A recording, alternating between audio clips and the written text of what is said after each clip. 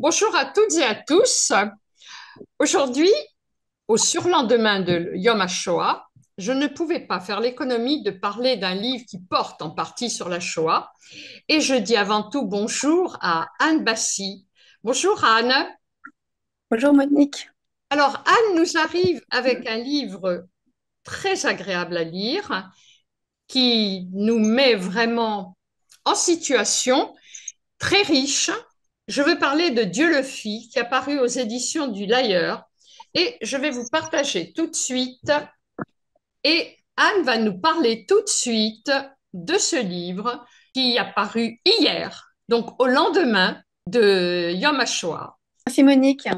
Alors, je vais essayer de vous parler du livre sans dévoiler quoi que ce soit, puisque peut-être que ça peut vous sembler flou parfois, parce que c'est pas toujours évident comme exercice quand on essaye de respecter scrupuleusement l'intrigue, les intrigues. Donc, c'est l'histoire d'un jeune homme qui s'appelle Christophe Lemaire, qui habite dans la Drôme, juste à côté de Dieu-le-Fit, dans les petites montagnes de la Drôme, comme on dit, dans une famille d'agriculteurs. Son papa et sa maman sont des agriculteurs endettés. Et son instituteur va déceler en lui une intelligence assez remarquable. Et il va être encouragé, suivi par cet instituteur et va devenir avocat. Donc, toute une première partie de livre assez agréable à lire car elle se situe dans les petites montagnes, dans cette vie agricole, avec les chevaux et avec les animaux de cette région. Christophe va devenir un avocat célèbre et donc il va d'une certaine manière échapper à sa condition sociale. Et puis un jour, il va y avoir un procès tout à fait inattendu qui va le confronter à ces fantômes du passé et à deux secrets de famille qui vont alors ressurgir. Et là, on va basculer dans une autre partie du roman où Christophe Lemaire va entreprendre des recherches généalogiques pour comprendre ce qui s'est passé dans sa propre histoire et dans l'histoire au sens large, avec un grand H. Alors, cette Donc, histoire, toute l'histoire se passe dans la Drôme, principalement, et je vous ai mis en arrière-plan une photo justement du village de Dieu-le-Fit avec les maisons typiques de la Drôme. Et si vous permettez, on va lire quelques passages. Alors, Anne, je vais commencer par un passage qui situe le village de Dieu-le-Fit. Nous habitons un hameau adossé aux montagnes par-delà les rivières. Nous sommes à la frontière du ciel et de la terre, et je peux aller jusqu'à l'endroit où l'on ne marche pas plus haut. Ni école, ni cimetière. Nous vivons dans la Drôme, entre l'Ardèche et les Hautes-Alpes, à 1 300 mètres d'altitude, à quelques dizaines de kilomètres de Crest, de Montélimar et de Dieu-le-Fit, ralliés par des chemins endommagés pleins de trous. Je trouve cette écriture magnifique. Bravo, Anne. Et alors, justement, Anne va rentrer dans le détail sans rien dévoiler parce que Christophe Lemaire insiste sur les journées très chargées de travail. Et il y a un paragraphe que j'aimerais bien que tu nous lises, que je vais partager à l'écran. alors, je vais vous lire un passage en effet qui relate bien la vie de Christophe enfant dans sa famille d'agriculteurs. Alors, je suis enfant unique. Je subjugue papa et maman, mon public préféré. Je suis un acteur solitaire et talentueux qui fascine son auditoire et le contraint à s'émouvoir. L'univers gravite autour de moi, j'en profite. J'ai droit à une surenchère d'affection. Je joue avec les feuilles de la forêt, l'eau des ruisseaux et la neige des montagnes. J'ai peu de jouets. J'aime les ranger puis les déranger pour ensuite les remettre en ordre. Je me suis bâti un monde, peut-être parce que je suis fils unique. Est-ce que je continue, Monique, ou Anne, en fait, c'est le précédent que je voulais que tu lises. tout au long de l'année, ces journées de travail sont identiques. Levé entre 3 et 4 heures du matin selon la longueur des jours. La traite se fait à la main. Elle recueille le lait dans un seau en bois. Papa fabrique la tome et du beurre. Notre tome n'est pas qu'un fromage, elle est le patrimoine créé et partagé depuis des siècles sur notre terre. Elle exprime notre lien avec elle. Son élaboration obéit à des gestes et à des traditions communes. Chaque meule nous parle de sa saison et d'un savoir-faire particulier. Alors, justement, là, nous allons un petit peu entrer dans l'histoire, car dans ce roman, et vraiment je vous invite à le découvrir, à le lire, il y a l'histoire dans l'histoire. À la limite, Anne, tu pourrais le découper en 5 nouvelles. Oui, tout à fait. Alors justement, apparaît un passage qui intrigue Christophe. Il découvre avec son père lui parle, il y a un puits, il y a une margelle, c'est vraiment le travail agricole. Et je vais vous lire un passage qui est tout à fait à l'image de ce que Christophe va découvrir petit à petit. Les vieilles fermes sont pleines de trappes et de souterrains. Au fond du puits, il y a un passage secret qui va jusque derrière la forêt. Pendant la guerre, on s'en servait car on avait besoin de cachettes pour les armes, la contrebande et pour tous ceux qui devaient fuir. Papa remarque ma curiosité pour cette histoire qui date du temps de ma naissance, mais il reste évasif. Ses explications me semblent mystérieuses et je me convainc qu'il essaye seulement de nourrir mon imagination. Et l'histoire avance.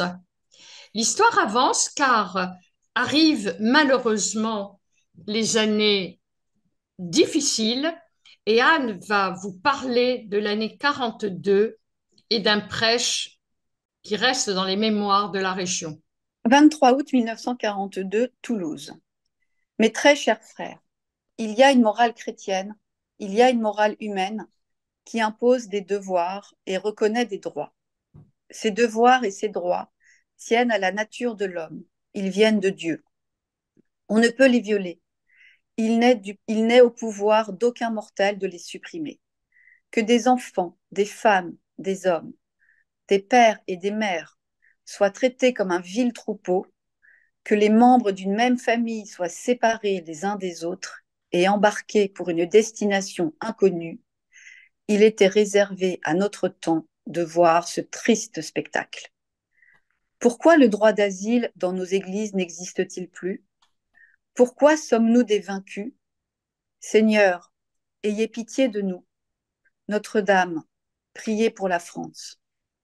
Dans notre diocèse, des scènes d'épouvante ont eu lieu dans les camps de Noé et Récébédou. Les Juifs sont des hommes, les Juifs sont des femmes. Tout n'est pas permis contre eux, contre ces hommes, contre ces femmes, contre ces pères et mères de famille. Ils font partie du genre humain, ils sont nos frères comme tant d'autres. Un chrétien ne peut l'oublier. France, patrie bien-aimée. France qui porte la conscience de tous tes enfants, la tradition du respect de la personne humaine. France chevaleresque et généreuse, je n'en doute pas. Tu n'es pas responsable de ces horreurs. Jules Géraud Saliège. Vous aurez compris que c'était Monseigneur Saliège de l'archevêché de Toulouse. Et là, justement, on assiste, on comprend, on rentre dans l'histoire et arrive justement en août 42, et Anne en parle très très bien, de l'exfiltration d'enfants du camp de Vénissieux.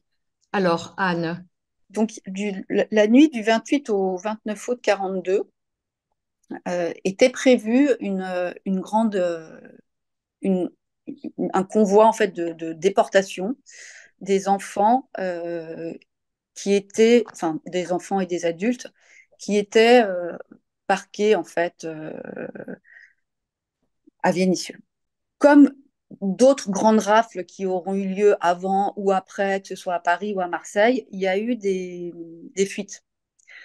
Et c'est grâce à ces fuites que les réseaux de résistance ont pu finalement anticiper des actions d'exfiltrage. C'est exactement ce qui s'est passé à Vénissieux. Il y a eu un réseau de résistance locale composé je vais y revenir après, de catholiques, de protestants et d'athées. On dit que c'est de athées. On dit que c'est un réseau de résistance interconfessionnelle. Alors, je fais toujours attention pour ne blesser personne. Donc, j'inclus à tort en français les personnes athées et communistes comme des interconfessionnels, puisqu'on parle d'un réseau interconfessionnel composé de catholiques, de protestants, d'athées, de communistes, athées. Voilà. Donc je veux blesser personne par rapport à ses propres origines. Et en fait, ce réseau de résistance a permis d'infiltrer le camp et d'exfiltrer 108 enfants du camp de Vénissieux. C'est un des plus grands sauvetages de la zone sud. Alors, je ne veux pas, voilà, encore une fois, trop en dire. J'essaie de faire très attention quand je vous raconte l'histoire en ayant toujours à l'esprit que vous n'avez pas lu. Mais la nuit du 28 au 29 août, elle est aussi appelée la nuit de Vénissieux, pour ceux qui s'y connaissent un petit peu ou ceux qui s'y intéresseront après la lecture du livre. C'est un sauvetage magnifique que j'essaye de décrire avec beaucoup de précision. Je me suis inspirée de beaucoup de lectures et évidemment de deux historiens en particulier. Euh, Valérie Porteret, qui a fait sa thèse et un livre qui s'appelle Vous n'aurez pas les enfants, qui est un livre sur le sauvetage des enfants de Vénissieux, et bien sûr les travaux de Bernard Delpal, qui malheureusement est décédé, qui est un historien spécialisé dans la résistance à Dieulefit. Dieulefit, c'est un village qui était composé pour 2 tiers de catholiques et 1 tiers de protestants. Et personne n'a parlé dans ce village. C'est comme à Chambon-sur-Lignon. Chambon-sur-Lignon est plus connu. Il y avait plus de protestants à Chambon-sur-Lignon. C'est notamment l'œuvre du pasteur Brogner. Enfin, Brogner, c'était à Dieulefit, pardon. C'est l'œuvre du pasteur Tocmé. Et voilà, ce sont 2 villages qui ont été qualifiés de justes, où personne n'a parlé. À Dieulefit, personne n'a dénoncé les Juifs, ni les réfugiés, ni les étrangers. Personne. Alors, je dois dire que la grande richesse de ce roman, c'est qu'également, il y a des passages. Anne est de formation avocate et a un amour immodéré pour les chevaux et ça se sent tout à fait. Et elle nous fait partager cet amour aussi bien du droit et de la justice sur lequel elle insiste. Et d'ailleurs, c'est pas un hasard que son, euh, que son personnage principal soit et aboutit à la formation d'avocate. Et là, donc, Anne a des passages magnifiques sur le droit, la justice, et elle fait parler son héros. Elle fait parler Christophe, n'est-ce pas, Anne? Oui, tout à fait. Je lui fais parler de cette relation avec son cheval, qui est un cheval qu'il a toujours connu, puisqu'il l'a eu tout jeune, et le poney est né, en fait.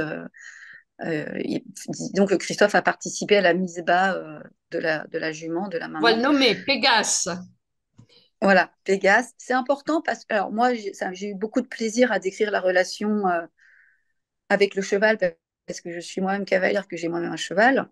Mais j'ai voulu aussi, sans rien dévoiler, essayer de montrer comment ce cheval, il fait partie d'une partie de Christophe. Christophe, c'est un jeune homme, vous le verrez, qui a un grand sentiment d'incomplétude et un sentiment de solitude prononcé dans sa vie intérieure. Et le cheval l'équilibre. Le cheval est un complément de lui. J'espère l'avoir bien décrit et vous faire découvrir, j'en dirai pas plus, toute cette relation assez intime, psychanalytique, euh, de cette complétude. Voilà, je l'appelle comme ça. C'est très bien écrit. C'est très, très bien écrit.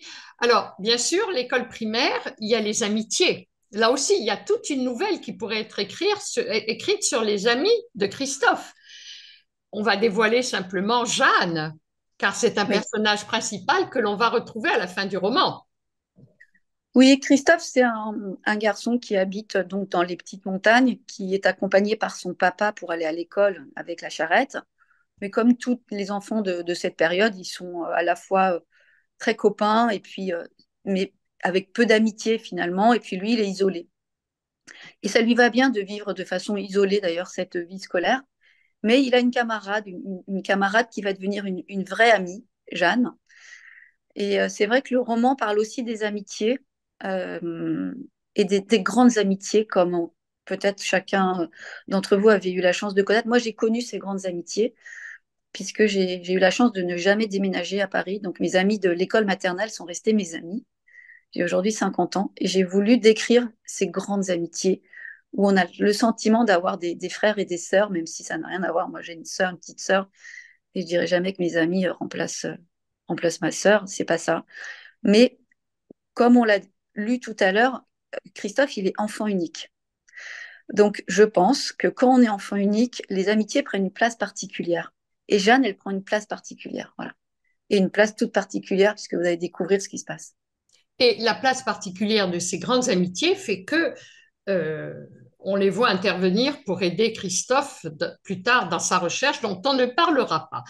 Mais on doit insister sur le fait que Christophe Lemaire est particulièrement brillant et a eu la chance de faire de belles rencontres parmi les enseignants qui l'ont entouré, puisqu'il entre au lycée, il est même premier prix du concours général de latin,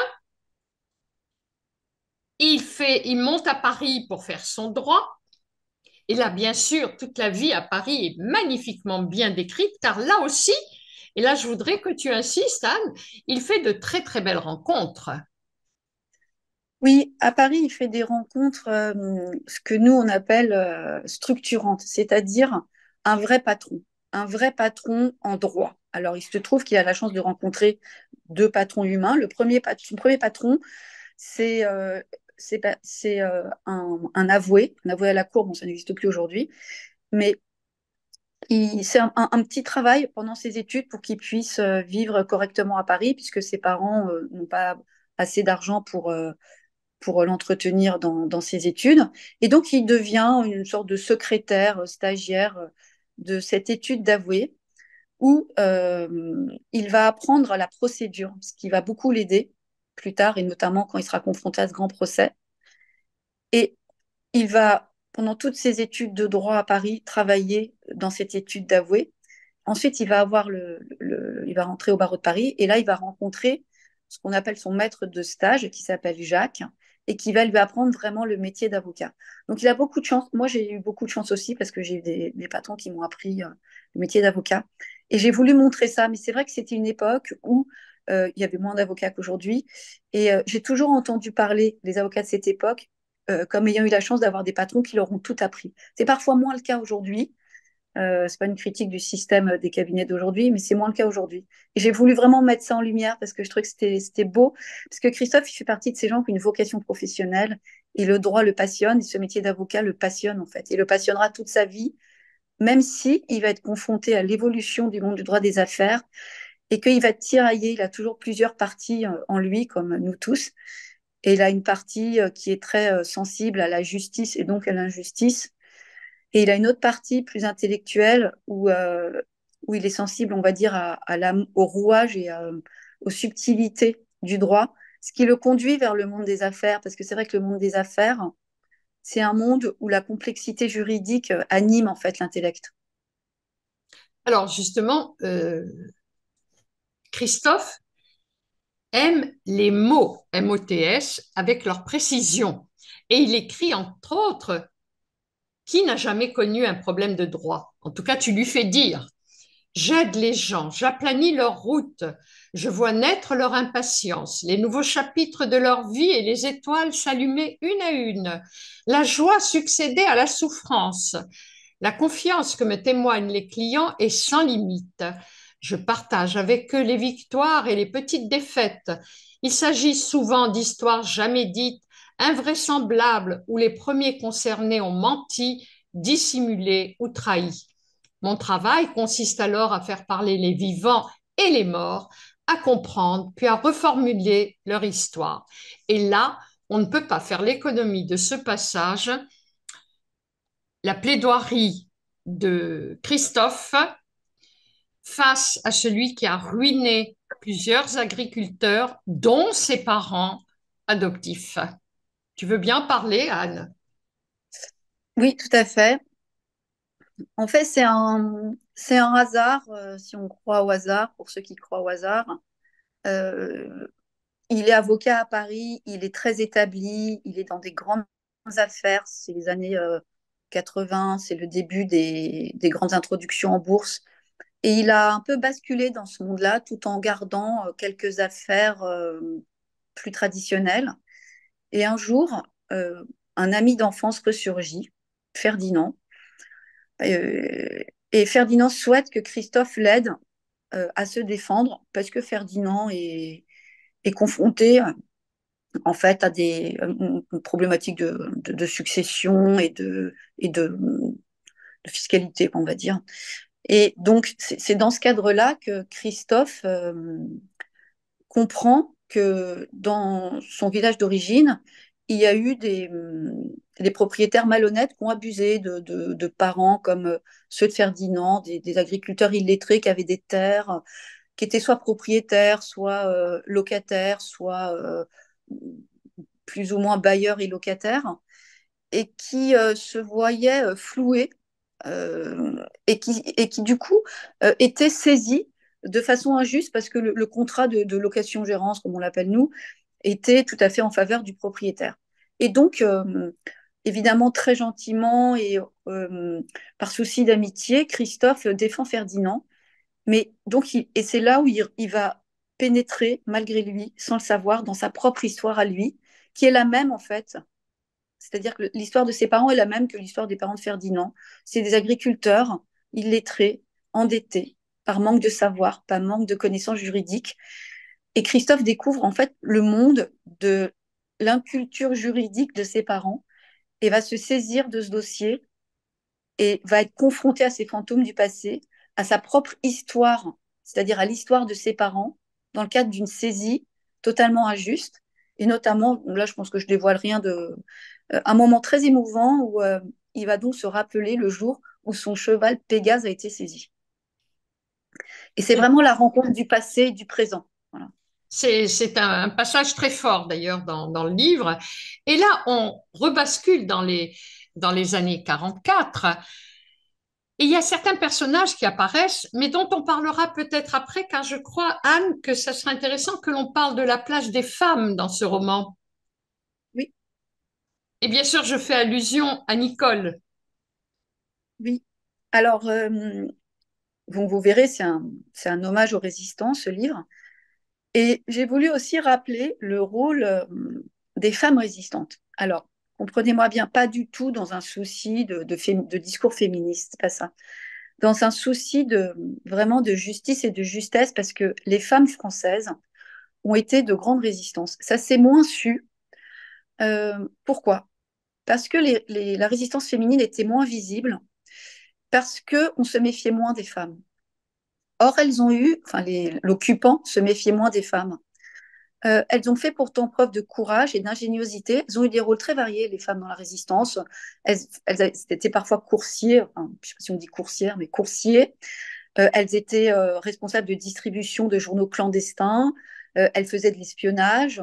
Elles étaient aussi soutien médical.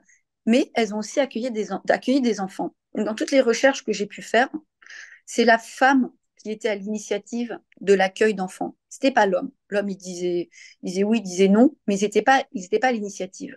Quand on parle de la résistance au féminin, souvent on voit des photos de demoiselles à vélo, ce qui est juste, souvent des belles photos d'ailleurs, et on voit aussi des demoiselles ou des femmes un peu plus âgées avec des mitraillettes, qui renvoient à la résistance armée, ce qui était moins vrai pour les femmes.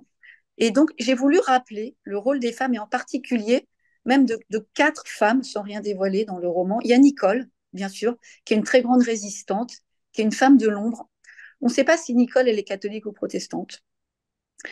J'ai voulu aussi rappeler les demoiselles dites de Beauvallon, qui est une école qui a accueilli des enfants, qui est une école qui, bien sûr, existait, c'est très connu dans l'histoire. On appelle ça les demoiselles de Beauvallon, l'école de Beauvallon, qui était tenue par trois femmes protestantes, Madame Soubéran, Madame Monnier et Madame Kraft. J'ai voulu aussi rappeler le rôle des Lemaire. Donc la famille Lemaire, c'est une famille qui a existé d'ailleurs, donc c'est un nom d'emprunt, qui était une famille de protestants. Euh, et j'ai aussi voulu rappeler le rôle de Jeanne Barnier, qui a existé à cette époque, d'où le nom de Jeanne, en fait, l'amie de Christophe. Voilà, je pense que là, je reste fidèle au mystère. Mais notez bien ces quatre entités, j'ai envie de dire, je parle d'entités par rapport aux demoiselles de Beauvallon, de Nicole, de la famille Lemaire et de Jeanne Barnier. Alors, notre Christophe Lemaire monte en grade dans l'étude de Jacques jusqu'à en devenir un associé. Et un concours de circonstances fait qu'il n'a pas de papier, il n'a jamais eu de papier. Alors, en quelques lignes, sans rien dévoiler, car c'est vraiment pour lui un concours de circonstances qui va qui va enrichir, en fait, qui est la pièce maîtresse, quelque part, du roman. Qu'est-ce qui se passe, Anne? En fait, Christophe, pour devenir associé, il y a une petite technique juridique, c'est qu'on va devoir céder les parts. Donc, en fait, son patron, Jacques, veut lui céder les parts de la SCP. SCP, c'est Société Civile Professionnelle, c'est la structure juridique du cabinet d'avocats. C'est un acte juridique. Pour ça, il faut avoir une pièce d'identité à jour. Alors, c'est pas qu'il n'a pas de pièce d'identité, il en a. Mais il n'a pas une pièce d'identité, elle est périmée. À cette époque, on pouvait vivre avec des pièces d'identité, des papiers, des cartes d'identité périmées. À partir du moment où on ne voyage pas, lui, il ne voyage pas, il reste en France. On ne parle pas de passeport à cette époque-là. Et pour ça, pour refaire une pièce d'identité, encore aujourd'hui, il faut une copie intégrale d'acte de naissance. Mais on peut vivre sans avoir un acte intégral, et donc on a un acte partiel. Et dans un acte partiel, il y a un certain nombre d'informations qui ne figurent pas par rapport à un acte intégral. Or, pour faire la cession de part, il a besoin d'un acte intégral. Et donc, Jacques, son patron, s'agace en lui disant, Christophe, ça suffit, j'ai besoin d'avoir un acte intégral pour faire la cession de part. Demande à ta mairie de naissance. Et en fait, Christophe, il fait des demandes à la mairie de Dieulefit. À chaque fois, il reçoit un acte partiel pour des raisons que vous comprendrez quand vous lirez le livre. Et en fait, quand il y a ce procès où il doit se rendre à Dieulefit, un procès qui va le confronter au passé, il en profite pour aller à la mairie pour demander justement son acte intégral qu'il va obtenir pour des raisons que vous comprendrez, mais qui sont notamment liées à cette grande amitié avec Jeanne. Et là aussi, bien sûr, il a fait de très, très belles rencontres. Des rencontres qui l'ont beaucoup aidé. Des retrouvailles. Ce ne sont même pas des rencontres, ce sont des retrouvailles, Anne. Oui, oui, les retrouvailles, adieu le fille. Alors, comme je le dis souvent, on est toujours rattrapé par son passé. Ça, c'est un peu mon grand sujet, le transgénérationnel ou l'intergénérationnel et les secrets de famille qui reviennent toujours. Et en fait, Christophe, comme beaucoup de gens, il a fait table rase de son passé.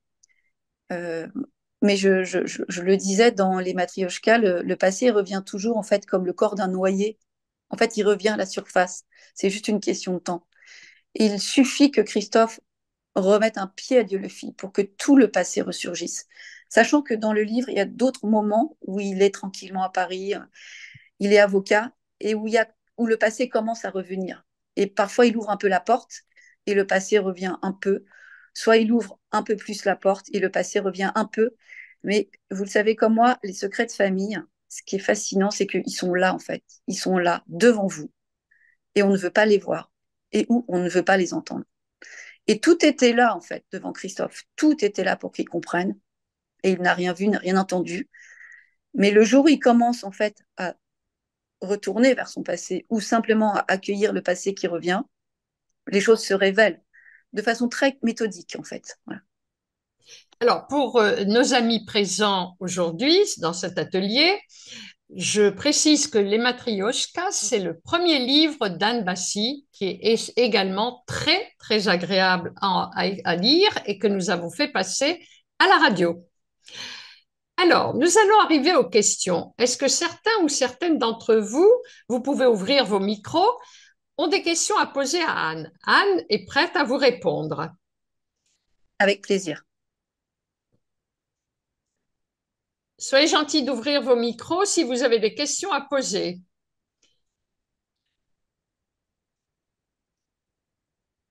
Alors, n'ayez aucune crainte, prendre la parole, c'est très, très agréable et Anne répond de manière très, très claire. Lequel ou laquelle d'entre vous aurait une question pour Anne? Bon, bah écoutez, si vous n'avez pas de questions, on va remercier Anne. Merci. Ah, Enfin, non, Anne, moi Eva. Oui, Vas-y, Eva. est-ce que ce roman, Anne, est inspiré d'une histoire que vous avez entendue ou de quelqu'un que vous avez connu ou un patchwork? Qu'est-ce qui était à la naissance de cette histoire?